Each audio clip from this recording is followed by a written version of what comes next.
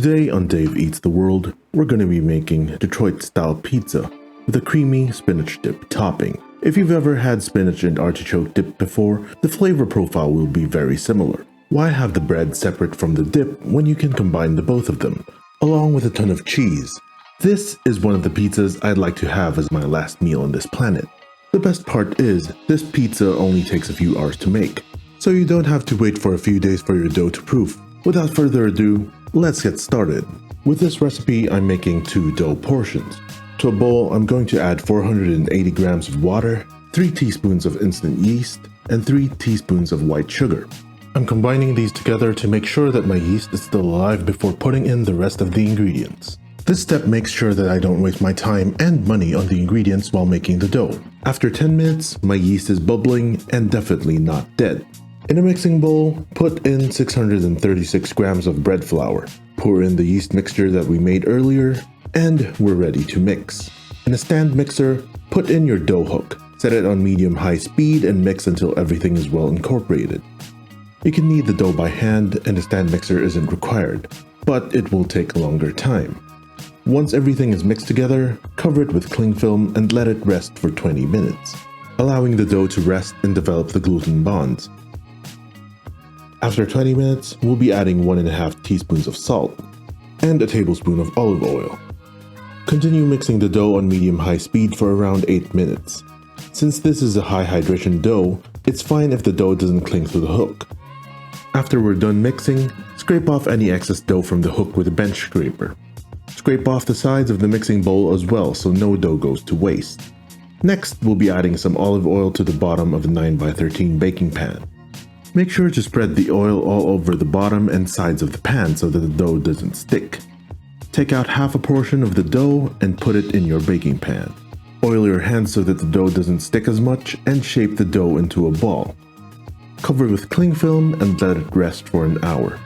After an hour, oil your fingertips and gently stretch the dough to the corners of the pan. It won't stretch all the way on the first try, and it's fine. Just cover it in cling film and let it proof for 2 to 3 hours, stretching the dough every 30 minutes or so. While we wait for a dough to finish proofing, let's make the spinach dip. Chop up 3 cloves of garlic, or the amount you prefer. Dice up a whole medium-sized onion. In a pan, pour in some olive oil. Put in the onion and garlic and sweat it out. Add in our spinach, season with some salt and pepper to taste. Stir fry the spinach on low to medium heat until most of the water content disappears.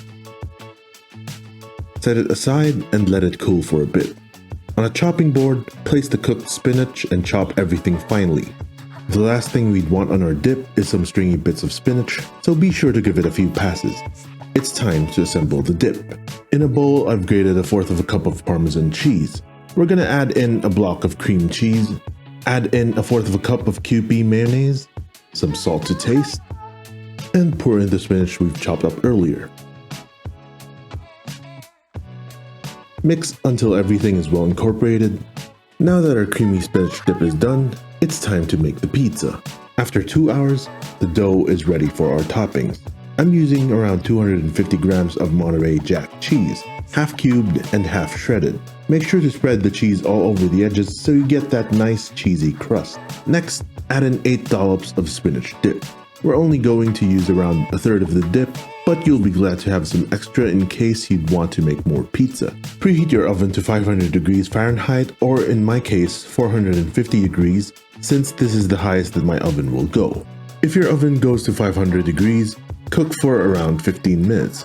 However, if your oven only goes as high as 450 degrees, cook it for around 18 to 20 minutes. Now, while it might be tempting to sink my teeth into the pizza, that will only leave me with a burnt mouth. So, we'll let it cool for around 5 minutes before transferring it into a wire rack. Transferring it into a wire rack makes sure that the bottom of the pizza doesn't go soggy. It's time to slice it up.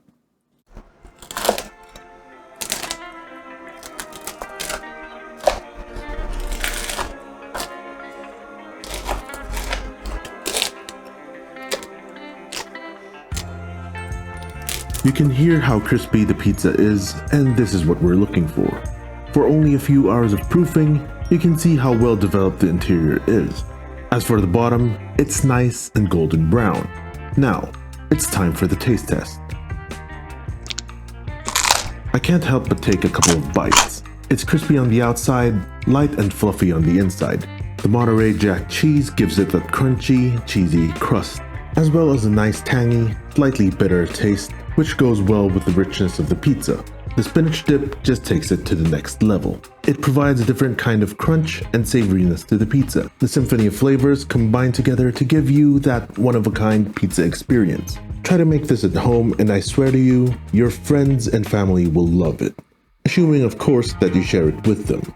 If you like this video, please give it a thumbs up.